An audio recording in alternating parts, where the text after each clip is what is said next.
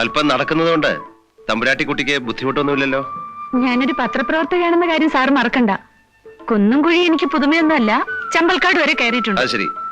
അപ്പൊ പത്രപ്പണി കിട്ടുന്നതിന് മുമ്പ് ചമ്പൽക്കാട് റാണിയായിരുന്നിരിക്കും. സൂക്ഷിച്ച് വേണ്ട.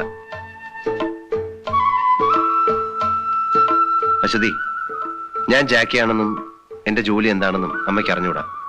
അശ്വതി അബദ്ധത്തിൽ അമ്മയോടൊന്നും പറഞ്ഞേക്കരുത്. അമ്മയോട് പറയാൻ പാടില്ലാത്ത പ്രവൃത്തി എന്തിനാ ചെയ്യുന്നത്? ഞാനത് എന്നോട് തന്നെ പല പ്രാവശ്യം ചോദിച്ചിട്ടുള്ള ചോദ്യമാണ്. വരൂ മീനാക്ഷി അമ്മോ.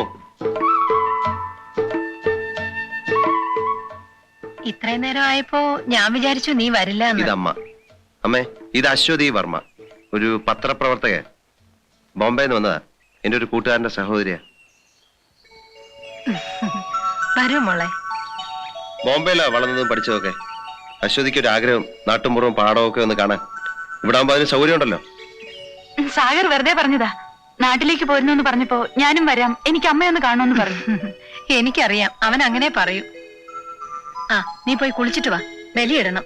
ഞാൻ ആ ഇളയതിനെ വിളിച്ചോണ്ട് വരാം. അയ്യോ അമ്മേ, ഞാൻ രാവിലെ കുളിച്ചതാ. അതൊന്നും പറഞ്ഞാ പറ്റില്ല, പോയി കുളിക്കേ.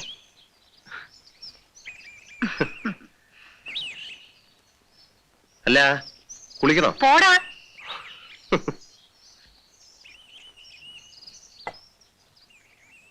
എനിക്ക് അങ്ങനെയാ മോളെ. ഇവനെ കണ്ടാ പിന്നെ കൈയും കാലും ഓടില്ല. മോൾ എവിടിരി, ഞാൻ ആ ഇളയതിനെ വിളിച്ചോണ്ട് ഇപ്പൊ വരാം.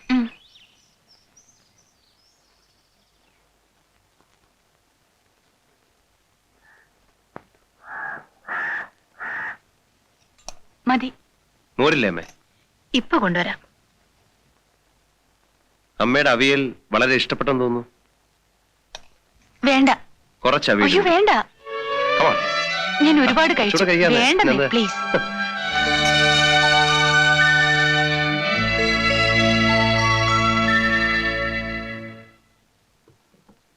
എന്താ മോളെ, മതിയാക്കിയോ? മതിയമ്മേ.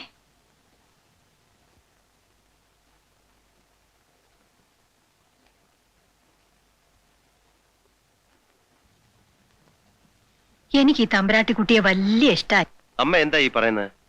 നീ ഒന്നും പറയണ്ട, ഞാനൊക്കെ തീരുമാനിച്ചു കഴിഞ്ഞു. അടുത്ത പ്രാവശ്യം നീ വരുമ്പോ ഞാനും കൂടെ വരും. എനിക്ക് ഈ കുട്ടിയുടെ ചേട്ടനെ ഒന്ന് കാണണം.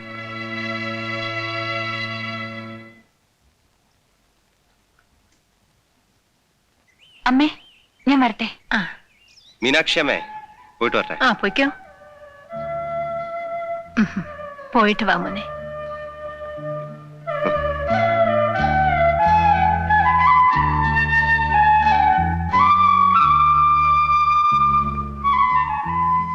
എന്തൊരു സ്നേഹം അമ്മയ്ക്ക്.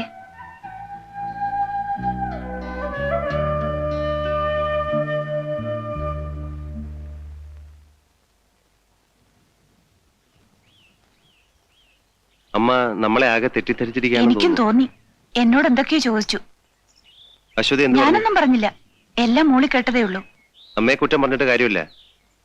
ഏതൊരു അമ്മയെ ആഗ്രഹിക്കുന്നതേ അവരും ആഗ്രഹിച്ചുള്ളൂ. എങ്കിൽ അമ്മയെ നിരാശപ്പെടുത്തുന്ന എന്തിനാ? ഒരു വിവാഹത്തെ കുറിച്ച് ചിന്തിച്ചൂടെ? ഞാനൊരു പെൺകുട്ടിയെ സ്നേഹിക്കുന്ന വിവരം അമ്മയെ ഞാൻ ഇതുവരെ അറിയിച്ചിട്ടില്ല. അവളിപ്പോൾ ജയിലില്ല. അവളുടെ സുഹൃത്തിനെ ബലാത്കാരം ചെയ്യാൻ ശ്രമിച്ച ഒരു റൗഡിയെ അവൾ കൊന്നു. അതിനുള്ള ശിക്ഷ അവൾ അനുഭവിച്ചുകൊണ്ടിരിക്കുകയാണ്. ഏതാണ് പെൺകുട്ടി? ജ്യോതി. ജ്യോതിയെ കുറിച്ച് സാഗർ പറഞ്ഞു. എനിക്കൊന്ന് കാണണമെന്ന് തോന്നി, അതുകൊണ്ട് വന്നതാ. ഈ ഇളം പ്രായത്തിനിടയിൽ തന്നെ ഒരുപാട് വേദനയും ദുഃഖവും അനുഭവിക്കേണ്ടി വന്നു ജ്യോതിക്ക്. പക്ഷേ ഇനിയുള്ള നാളുകൾ സന്തോഷത്തിൻ്റെതായിരിക്കും.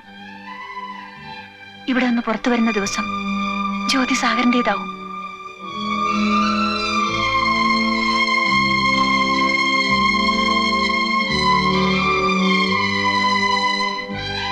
ഞാൻ വരട്ടെ.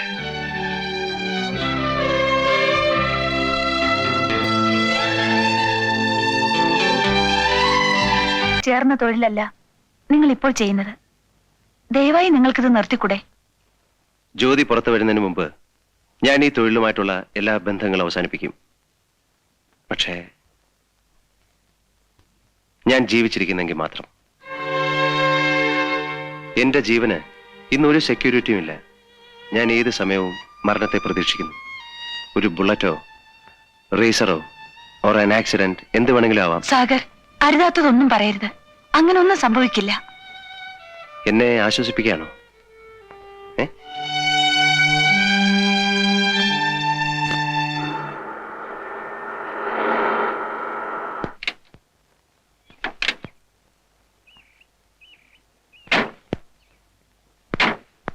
അശ്വതി,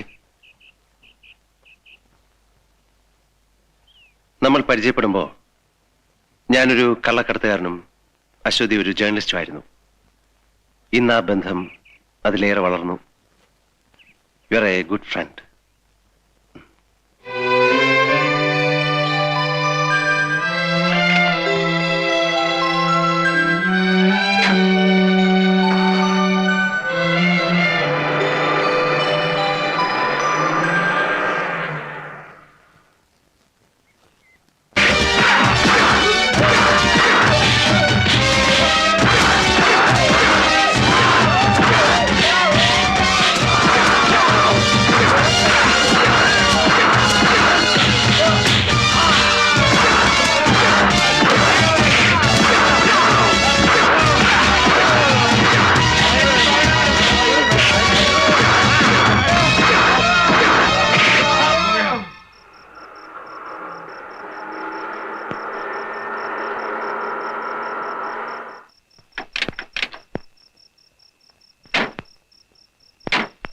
എന്താ കഴിക്ക?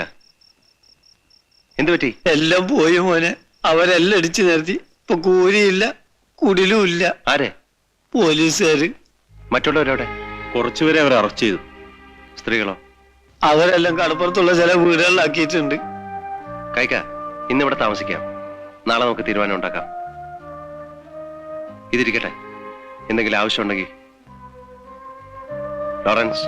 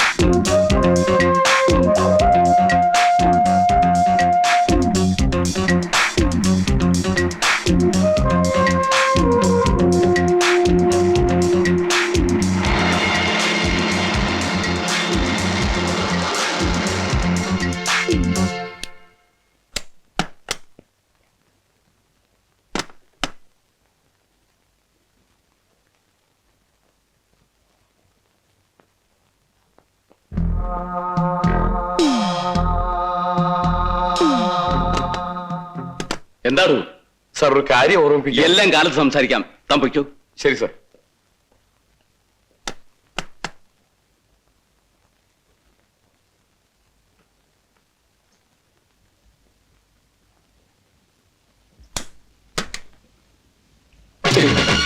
ശബ്ദം ഉണ്ടാക്കരുത്.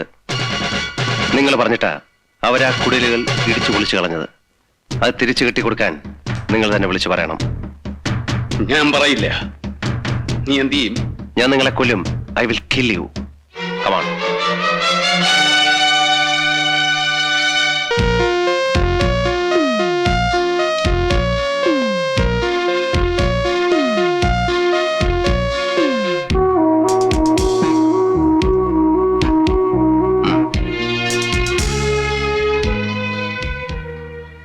Hello miss Thomas.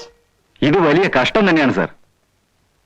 സാറാ കുടിലുകൾ പൊളിക്കണമെന്ന് പറഞ്ഞപ്പോ ഞാൻ കെഞ്ചി പറഞ്ഞതാണ്, സാധുക്കളാണ്, നമ്മൾ അവരെ ഉദ്ധരിക്കരുതെന്ന്. എന്നിട്ടിപ്പോ സാറ് തന്നെ പറയുന്നു നേരം വിളിക്കുന്നതിന് മുമ്പേ അത് തിരിച്ചു കെട്ടി കൊടുക്കണമെന്ന്. ഞാൻ എന്ത് ചെയ്യാനാടോ? അപ്പോൾ CM പറഞ്ഞു പൊളിക്കാൻ, ഇപ്പൊ പറയുന്നത് കെട്ടാൻ. അവർ പറയുന്നത് അനുസരിക്കാനാണല്ലോ നമ്മൾ ഇവിടെ ഇരിക്കുന്നത്. സാറിപ്പോ സിഎമ്മുമായിട്ട് നല്ല ടേംസിലാ. ഡൽഹിയിൽ വെച്ച് ഞങ്ങളൊന്ന് കൂടി. അതുകൊണ്ട് വയസ്സുകാലത്ത് എനിക്ക് പല ഗുണങ്ങളും ഉണ്ടാവൂടോ ജീവ.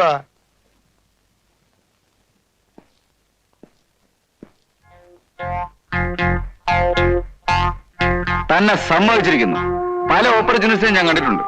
നിങ്ങൾ അവരെയൊക്കെ കടത്തിവിട്ടിരിക്കുന്നു. തൊലിക്കെട്ടിയുടെ കാര്യത്തിൽ കാണ്ടാമൃഗം പോലും നിങ്ങളുടെ മുമ്പിൽ തോറ്റുപോകും.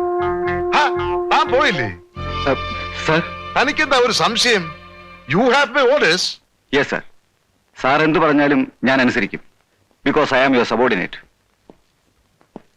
ഞാനൊന്ന് പറഞ്ഞോട്ടെ sir. I really feel sorry for U.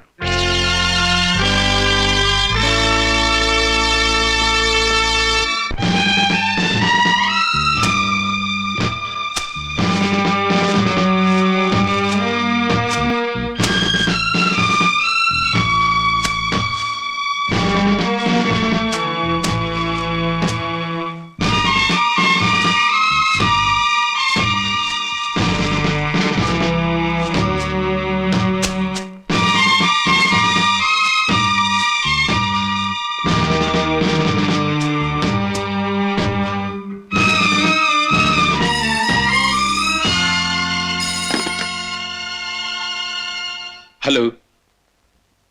എല്ലാം കെട്ടിക്കഴിഞ്ഞോ? ശരി, ഓക്കെ. ഇതാ മരുന്ന്. അങ്ങയുടെ ഉറക്കം കളഞ്ഞതിലും ബുദ്ധിമുട്ടിപ്പിച്ചതിലും ഞാൻ ക്ഷമ ചോദിക്കുന്നു. ഇഷ്ടമുണ്ടായിട്ട് ചെയ്തതല്ല. രക്ഷിക്കാൻ ബാധ്യതയുള്ളവർ തന്നെ ശിക്ഷിക്കാൻ തുടങ്ങിയാൽ എന്ത് ചെയ്യും?